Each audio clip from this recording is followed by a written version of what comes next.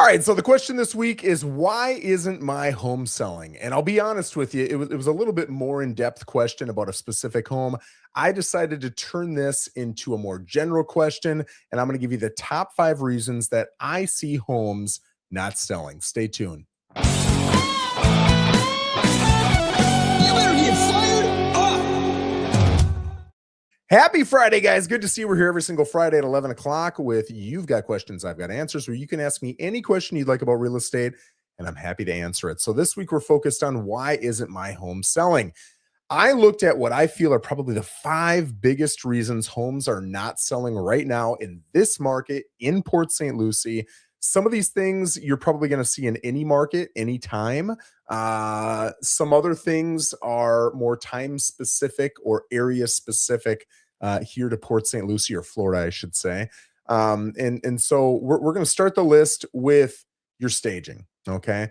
There are a lot of homes that are beautiful homes, and the staging is horrendous. Maybe in the bedroom, you have a mattress laying on the floor with a sheet over it, right? Or you've got a bed, but the bed is not made.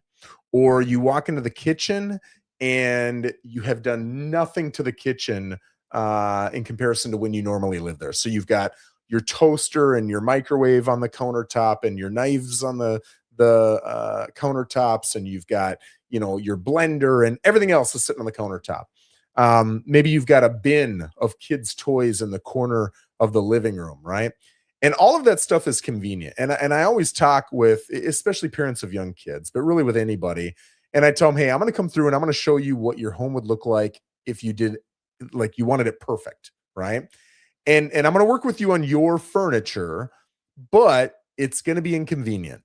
Obviously, your home is set up the way it is for convenience. You've got your toaster out because it's convenient to put some toast and hit the button and boom, you got toast 2 minutes later. If you listen to me, you're going to put the toaster away, and then every morning you got to pull it out, then put the toast in, blah, blah, blah, blah, blah, and then put the toaster away. Well, that's kind of annoying, right? And I completely get it. So you've got to decide what's more important to you, getting top dollar or living in convenience. And both are just fine. But realize if you're living in convenience, it might cost you $5,000, $10,000 on your price because your home doesn't look as sharp as it could.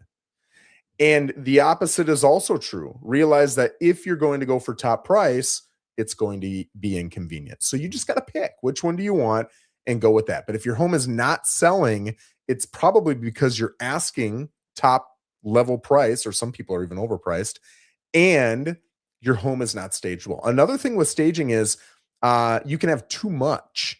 If your home looks cluttered, like there are homes where I walk in and I'm like, okay, this feels beautiful as a home, but as a display of art that we're trying to sell to someone else, it's too much of you, right? We don't want them thinking about you. We want them thinking about them, the buyers coming in, buying your home, and they can see their family watching TV in the living room. They can see their family's Christmas up at the island in the kitchen, right?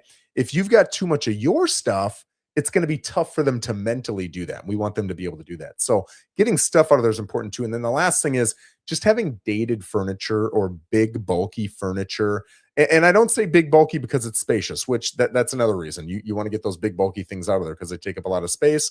They make your rooms feel tight. I'm talking about the fact that they just look dated. They just do. And I see this a lot in 55 plus communities where, I mean, you got a bunch of 70 and 80-year-olds, and 70 and 80-year-olds are attracted to a certain type of older furniture on average, not all of them. And a 30-year-old family is going to be attracted to a much more modern, newer type of furniture. Always, no, not always, but generally speaking. So with my 30-year-old families, it's a little bit easier usually when we're talking about the type of furniture. With older folks, it's a hard conversation. It's easy for me to say it in this video because we're not having a one-on-one right now. But if you've got that older style furniture, you might have a 5-year-old home, but it looks like it's 25 years old because your furniture is so old. And you might say, well, people need to look beyond my furniture and look at the house. They're not buying my furniture. Logically, you're right. But how many people are making 100% logical decisions? It's not everybody. In fact, nobody is making a perfectly logical decision. There's emotion involved in all of them. And that because we market, right? Why do we put a write-up in there and write out all these fancy words and beautiful, adverbs and everything? Because we know it attracts people. Why do we get these professional photos and pay hundreds of dollars for them? Because we know it attracts people's eyes, right? So doing those things with your furniture, with your staging is going to help you out immensely. Number two is an old roof. And I bring this up in a lot of different videos.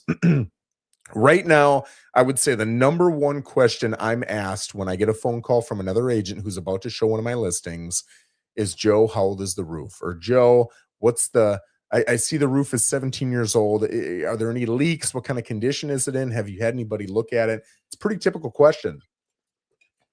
That's the biggest concern for two reasons. Number one, a roof is going to be maybe $15,000 to $40,000 depending upon the size and the material of the roof. Also, roof leaks are not cheap. A cheap roof leak is maybe $1,000 to $2,000, right? That's a cheap roof leak. Also, roof leaks can lead to bigger issues. A roof leak might only be $1,000 or $2,000, but what if it comes down into the ceiling of your living room, right? And then the ceiling collapses, and then that impacts your flooring or some of your personal goods down below, or whatever it is, right? You can have all kinds of issues with a roof leak. But then the other thing is, insurance is going to be more expensive. You could have a perfectly fine, high performance shingle roof that might last you 25, 30 years, but it's 18 years old. It's in great condition. But as soon as insurance sees that it's 18 years old, a lot of those insurance policies are going to go from, with a typical $400,000 home here in Port St. Lucie, that's kind of about 410 is about the median price point here. You're going to have about a $3,000 to $4,000 a year insurance policy. Now there's a lot of generalities I just made, but roughly 3-4 grand. It would not surprise me at all on a $400,000 home to see a policy for $7,000, $8,000, $9,000 if the roof is shingle and it's older and it's in great condition. It doesn't matter. You're still going to see really high policies out there. So I always try to tell people, I know you don't want to put on a roof. I know it's expensive. You might not even have the ability to do it financially, and you might have to take out a loan or look at other options. We also might be able to wait until we get a buyer on the hook, but we can tell them, hey, if you sign a contract and you get through inspection, then we will put on a roof before closing. There's a lot of things that we can do, but you've got to be open as a seller. You don't have to be, but I'm suggesting you be open to fixing that problem for the buyer of that roof being older. If you don't, they're going to hit you on price, and they're going to hit you for more than the cost of the roof. If the roof is 20 grand, they're probably going to come in 25, 28 grand low on average. If the roof is 15 grand, they're probably going to come in 18, 20 grand low on average. So put the roof on. Not only are you going to make more money, but your buyer pool is going to widen immensely, and you're going to have more offers on the table. With more offers, not only are you getting the price you want, but you're also able to get the better terms that you're going to want, right? Okay. So the next one is, I'm going to say too many photos. And there's two things I'm going to talk about here. I just looked at one the other day, and it was a $350,000 home, 3-2, no pool. It's like 80% of homes that you see in Port St. Lucie, pretty normal home, had 127 photos. There were there were photos of individual flowers outside, a lot of them. There were probably 15 to 18 photos of the kitchen, 10 to 12 photos of a bedroom that literally is 4 walls, a window, a closet, and a door. And you're going to see 10, 15 photos of that same room, right? You don't need that many photos. I'll typically, man, I'm making this up. Let me go look. I'm going to go look at my listings right now. And what I'm going to do, I'm going to pick out just 3 random listings that I've currently got. And I'm going to see how many photos I've got. We'll see if I can beat myself up over this.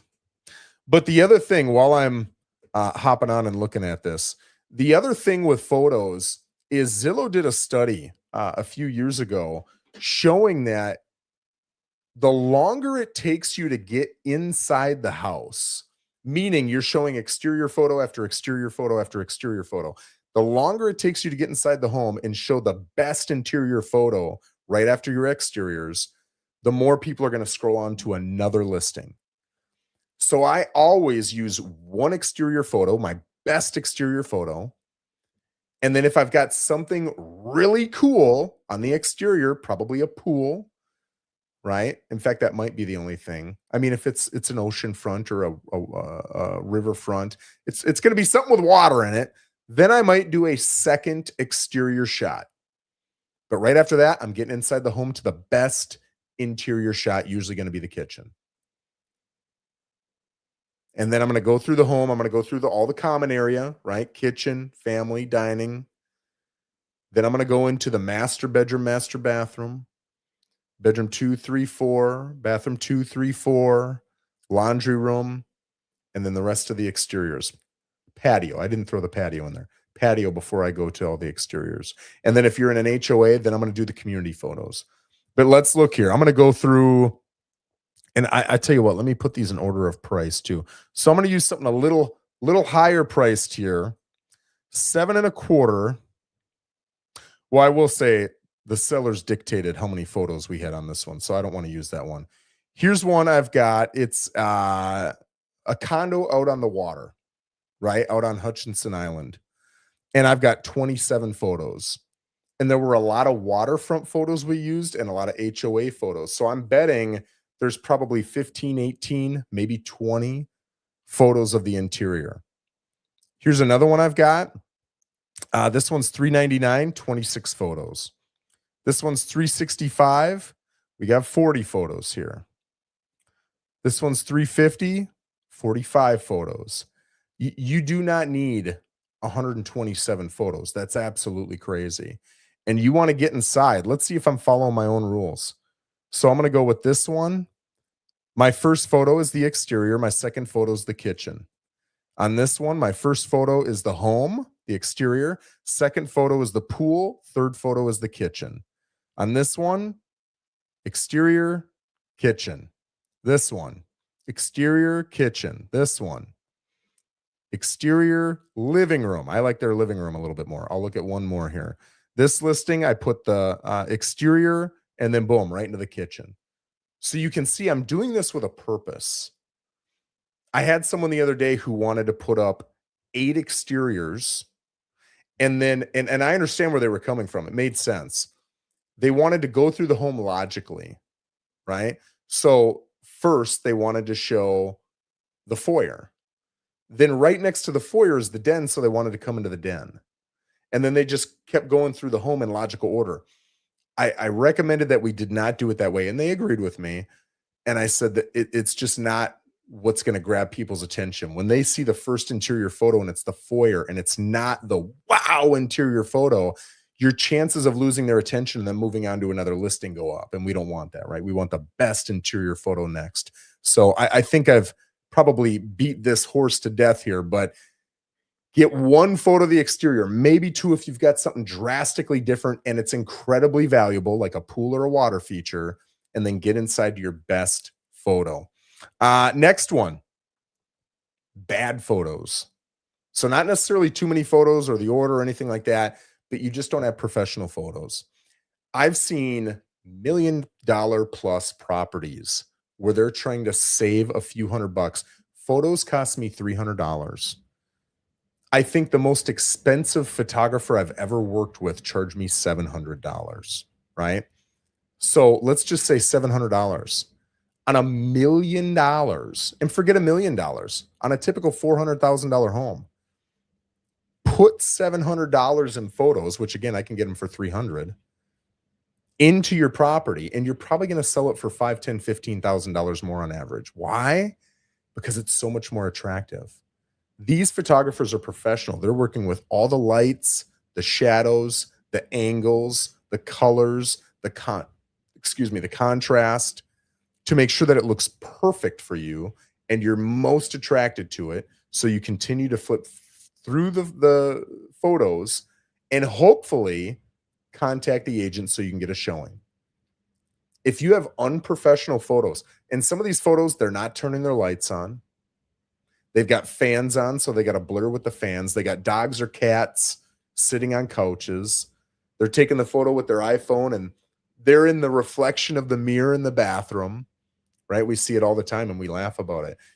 it's not attractive. Not only is it not attractive, but think, as a buyer, you are making sometimes unfair, sometimes legit assumptions about sellers before you even get into the home.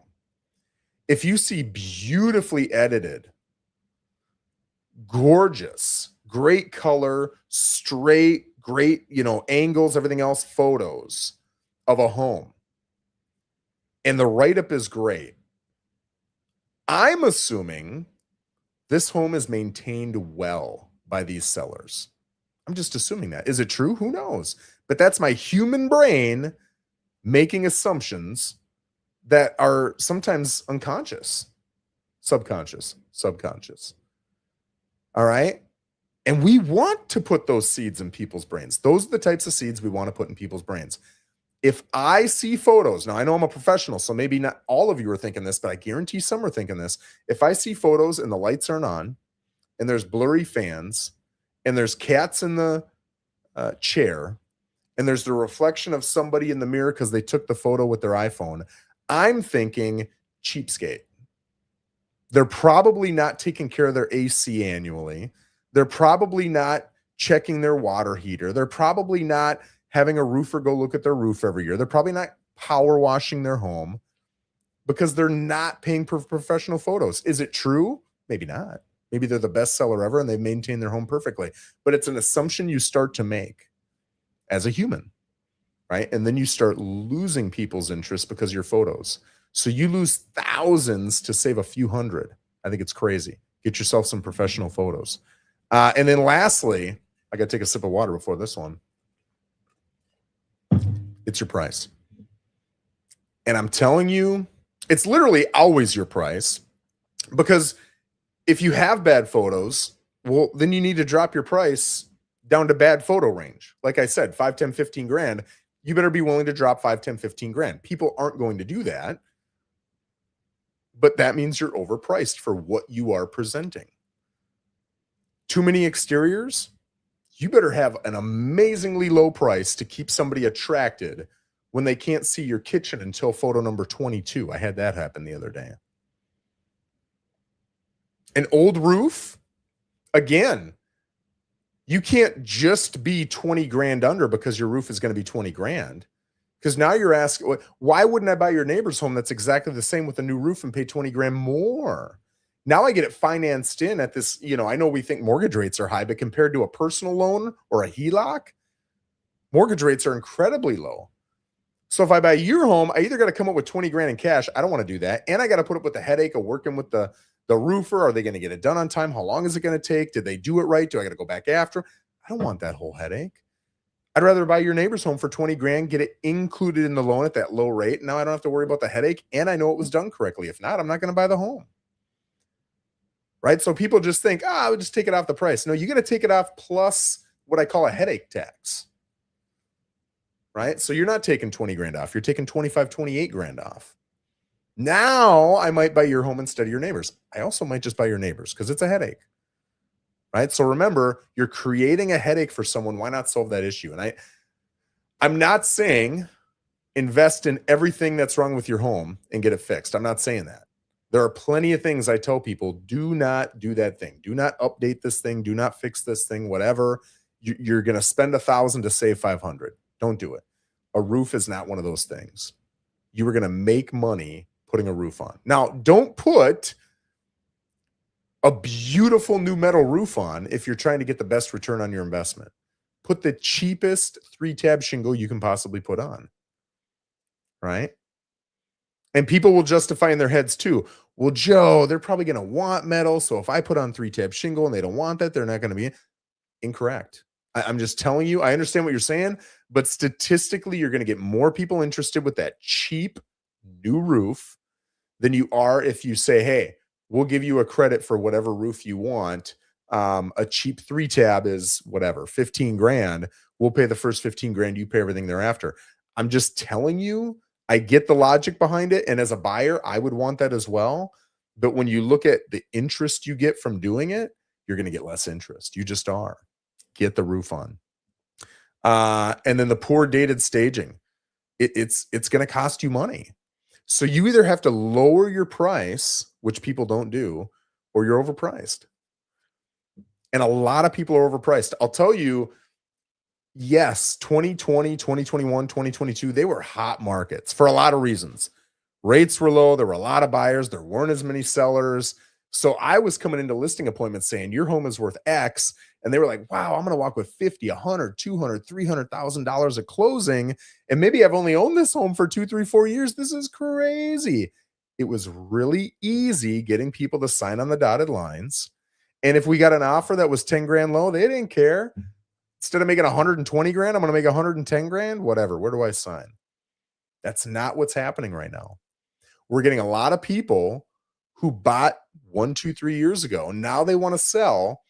And I'm telling them that either the prices really haven't gone up a lot, or maybe in some cases prices have gone up a little bit, but you still got closing costs. You still got to pay commissions.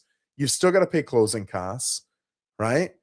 You've got all those costs involved, which it depends on a lot of different things. But I'm usually telling people you're looking at 7, 8, 9% to sell a house. So if you've got 5% equity, you're not going to be able to sell without coming up with money at closing. And not a lot of people want to do that. Some do, but not a lot of people want to do that. So you might have to sit here for a while. So it's getting a little bit tougher. So what do people do? Do they say, okay, I'm going to wait a year or two and we'll see if the market comes up? Some do. But what a lot do is they say, I don't care what comps say. I don't care what sales look like. I see all the sales say 450 and you're telling me my homes were 450. But to be able to break even, I need 470. So Joe, let's list at 470. But there's no buyer out there who says, I know my buyer's agent's telling me that all the sales are at 450 and I should be paying 450 for this home at 470. But I know they're not going to break even unless they get 470. And I feel really bad for them. So I'm going to pay 470. I've never met a buyer, and I've sold a ton of houses. I've never met a buyer who has said that or even come close to saying that. They say, too bad, so sad. I don't know what's going to happen when I buy this house. I'm taking a risk. Market could go down. It could stay stagnant. That's my risk. They took a risk. They lost. Well, guess what? I'm going to take a risk, and I don't know what's going to happen, but I'm taking it. You got to take it too, buddy, and you lost on your risk. So people are not going to do that. And I always warn people too, even if all the comps are at 450 and you price it at 470 and you find that crazy buyer who's going to buy it for 470, you got to find an appraiser who finds comps at 470 when your listing agent couldn't. That's going to be challenging too. Price is the problem 100% of the time. The question is, do you reduce the price or do you fix those other issues that I was mentioning so that your home will sell for more, possibly the price you're currently asking?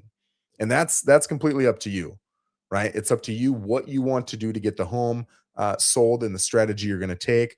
But at the end of the day, if it's not selling and it's been 3-4 weeks, it's your price. Now, I'll say there's one exception to that, and that is either an extremely expensive property where the buyer pool is very small. And here I would say that's not $1 million in Port St. Lucie. That number's not high enough. Maybe 1.5 to 2 million plus, where 3-4 weeks isn't enough because there's just so few buyers. You might need 2 months to determine if you're overpriced. But if it hasn't sold in 2 months, you need to drop your price, right? And the other one is something really unique. So in Port St. Lucie, and I don't know what this would be. I don't even think this exists right now. That's how unique it is. If you had a 10-acre property in the center of Port St. Lucie, where everything else is a 1/4 acre, and you have a home with a $200,000 detached garage that's, heated and cooled and insulated, and it's got a loft and it's beautiful, and you've got a lazy river around it. I mean, I'm just making up this ridiculous property that nobody ever sees. That type of property probably isn't going to sell if it's priced right in 2 to 3 weeks. It might take a few months.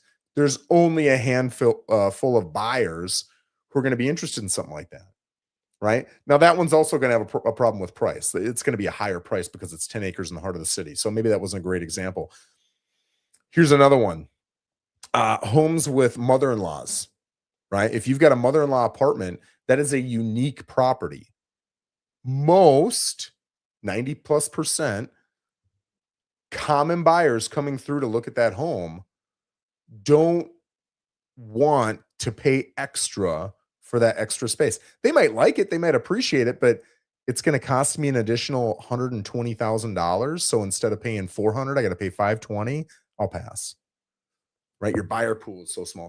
So for that reason, those are the asterisks to if it's been 2, 3, 4 weeks and you haven't gotten a contract, you got to drop your price. Those are the asterisks. In those situations, I would say if you're motivated, we can drop price, but it might just be an issue of buyer pool being small enough. We need to wait another month or so. Right? But otherwise, price is the problem 99% of the time. And like I said, you might say, oh, Joe, blah, blah, blah. Yeah, there's other things you can do, but doing those things would make your home more valuable. Staging your home better will fetch a better price. Positioning your photos better will get you a better price. But if you're not willing to do those things, or you've already done those things, you're kind of peaked out in those areas, you got to drop your price. So guys, there you go. There's 5 reasons that your home is not selling. Hopefully this is helpful. I'm sure I hurt some feelings. Share these. Share this video with somebody who's been sitting on the market so they can see from someone who's not their realtor, because it's challenging to build relationships with people and tell them you're overpriced. Your furniture looks old. You didn't fix this repair you need to. We do it, but it's a tough conversation. If it's coming from me, not their realtor, it's a little easier to swallow. I can be the bad guy, and I'm happy to do it if that's what gets the property sold. So, guys, hopefully this was helpful. If you've got questions you'd like me to answer in the future, feel free to send them in a DM, or you can put them down in a comment on this video, and we'll be here next Friday at 11 o'clock with You've Got Questions, I've Got Answers. Guys, thanks for joining me. Have a fantastic weekend.